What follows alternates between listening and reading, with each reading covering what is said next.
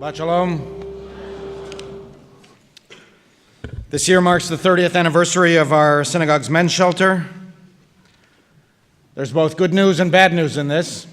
The good news is that we in our shelter are still here. In the past 3 decades, we've had to surmount many challenges.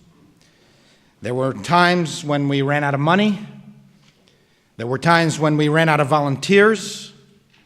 There were times when the city itself tried to shut us down.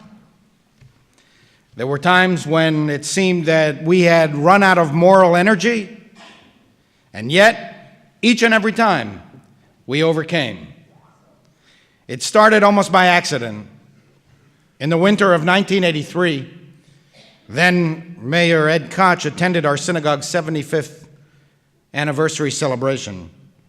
Rabbi Brickner of blessed memory suggested to the mayor that he speak about whether the Jewish community is fulfilling its responsibilities to the city of New York. And so, whether planned or unplanned, you never actually knew with Mayor Koch, he launched a moral challenge that penetrated to the very heart of the synagogue. He said, "There is a troubling selfishness in this city. There is not a single synagogue providing beds for the homeless population." Conceding that synagogues do important work, he made clear that none of this work is the same as providing a bed. Koch reported that 10 religious organizations were about to open their doors to the homeless, and not one synagogue was among them. "Why don't you open a facility here?" he said. And so, despite our congregation's initial hesitation, how in the heck would we organize the staff and volunteers to run a shelter? We know nothing about shelters. Despite this nervousness, nonetheless, our congregation under Rabbi Brickner's leadership became the first synagogue in the city to open our doors to the homeless. And the good news is that 30 years later, despite all of the challenges, our shelter is still here. But the bad news is that 30 years later, our shelter is still here. We have impacted on the lives of hundreds of homeless people, but we have not made a dent in the numbers of homeless in New York. And so we mark this anniversary with some satisfaction, but also with somber sobriety. At least 50,000 fellow citizens, probably many thousands more, from the very young to the very old, do not even have a few square feet and a roof above them to call their own. And many of the homeless are working poor. They simply cannot afford minimal housing. It is a moral blight on our city, our country, and on each and every one of us that there is still pervasive poverty and homelessness in the wealthiest city in the history of the world is a disgrace. And so I invite you to think with me, what exactly are we commemorating this year? First, I think that we are accepting the burden of Jewish responsibilities. We are our brother's keeper. We are responsible one for the other. Our task is not only to mumble these words in the comfort of the sanctuary, but to actually provide a sanctuary of comfort. By sustaining our Next Step Men's Shelter, no matter what, no matter how much it costs, no matter how difficult the work, we are accepting our responsibilities for others. We are not free.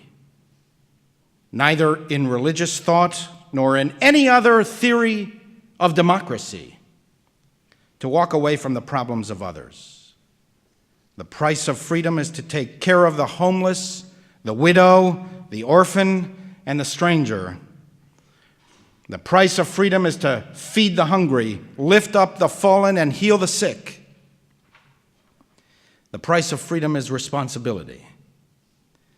The measure of any religion, like that of society itself, is how it treats those who are weakest. Ki yevacha evyon, if there is a needy person among you, do not harden your heart and shut your hand against them. Rather, you must open your hand and give him whatever he needs. Give to him readily and with no regrets. When you do so, in return, the eternal your God will bless you in all your efforts and in all your undertakings. By opening our hand and by giving to the poor readily, with no regrets, in return, we hope that all our undertakings will be blessed.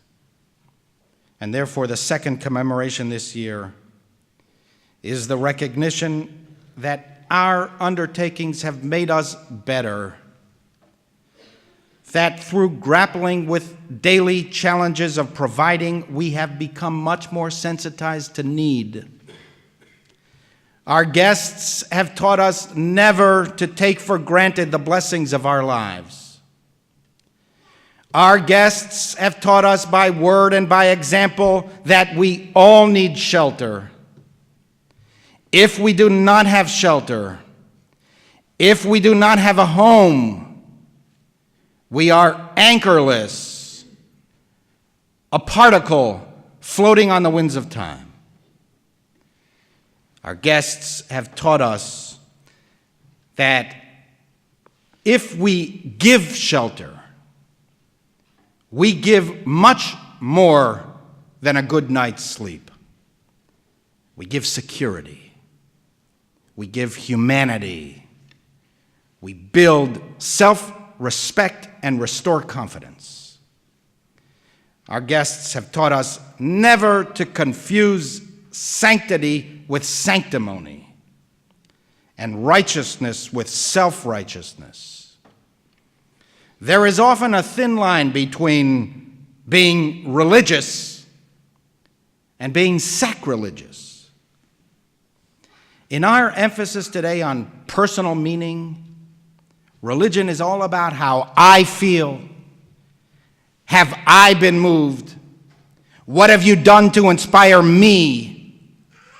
If it's all about the individual, we run the risk of suffocating the spirit of religion and suppressing its soul. Our guests have taught us that religion is not only about me. Religion is about us. Our guests have taught us that it is not merely prudent to have compassion for the poor. It is not a gift or special dispensation granted by the powerful to the powerless. It is not charity. Rather, moral treatment of others is demanded. It is our obligation that is all too often neglected by all too many people. And therefore, the third commemoration is the acknowledgement that our congregation contains some of the most amazing people in the world. I'm not going to name names because these morally gifted people are uncomfortable by the attention. It is part and parcel of their moral gifts. They have no ulterior motive. It's just an inner compulsion to do God's work. We have been led over the years by remarkable human beings. Practically the entire work of the shelter has rested on the shoulders of volunteers. In the 3 decades gone by, hundreds, perhaps thousands of you and our predecessors have contributed time, attention, resources, and most important of all, human warmth and human attention and human dignity to those in need. You should know, dear friends, that our tradition values this above everything else. By offering kindness and compassion to others, we acknowledge the spark of the divine in all of God's creatures. I am no better than him because I have a roof and he does not. If anything, this sight should cause us to count our blessings and to be brought low in humble recognition of the caprices and the confounding coincidences of life, the whims of fate and of chance that somehow passed me by. You should know, you inspiring and morally gifted people, that you represent the best of us. We come as close to God on this good earth as we possibly can when we give of ourselves to others. We become ambassadors of the Most High when we reach down low and pull a person up. We find that we can even overcome our own pain and loneliness if we turn our energies outwards to relieve the pain and loneliness of others. Religion is at its best when it asserts not what separates us, but what binds us together in a common thread of humanity. Religion is at its best when it preaches collective responsibility. We are all created in the image of God and are therefore all individually and collectively responsible one for the other. Religion is at its best when it acknowledges the brokenness of our world and demands repair.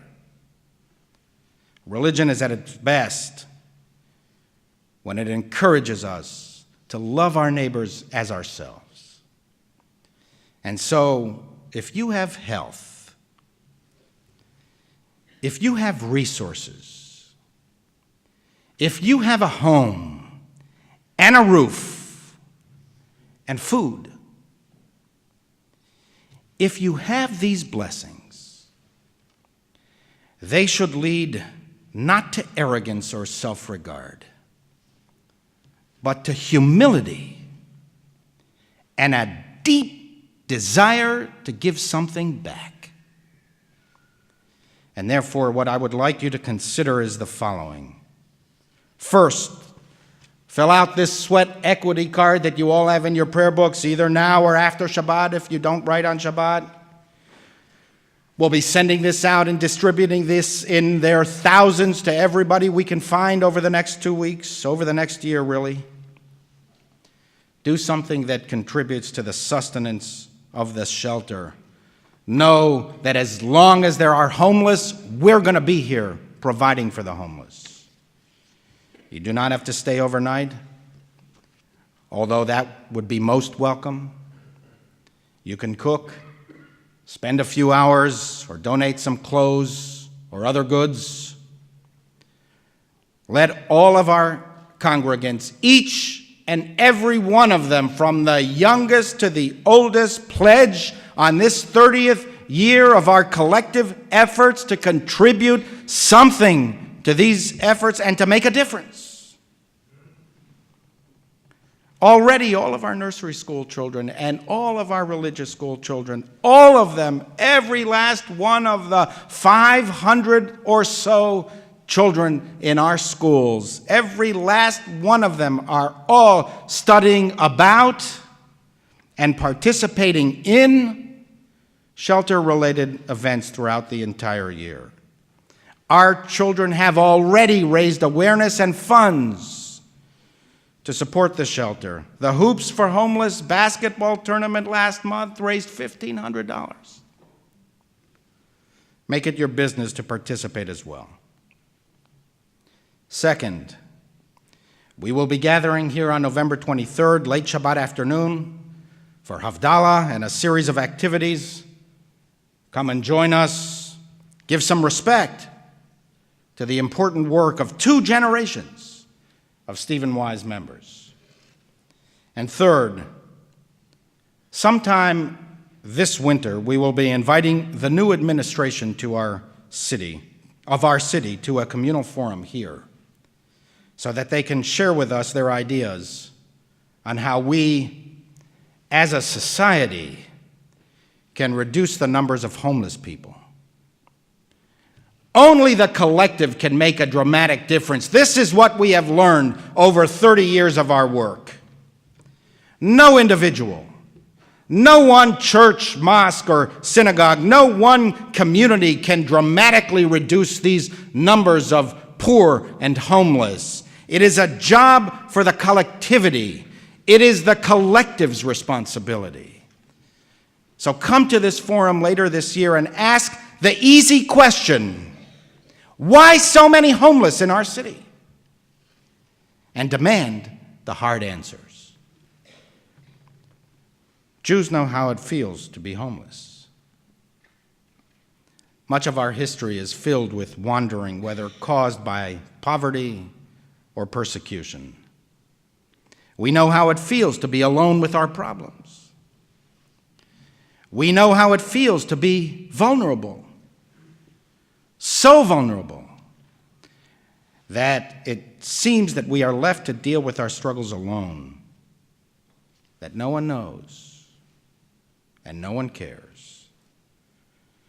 Tomorrow is the 75th anniversary of Kristallnacht, the night of broken glass. On November 9th and 10th, 1938, hundreds of Jewish institutions were burned to the ground throughout Germany and Austria. The first mass act of violence and destruction in Germany's war on the Jews. Some people cared. Most did not. Some people spoke out. Most did not. Basically, we were alone. All alone. And because we were so often alone in our history, we know the saving nature of a helping hand. One word, one act of generosity, one gesture of kindness that touches us to our very core and reassures us, you are not alone. You will be all right. We will not let you fail. This is the human task: to reach out, to offer a saving hand, and to pull others up from the deep. Amen.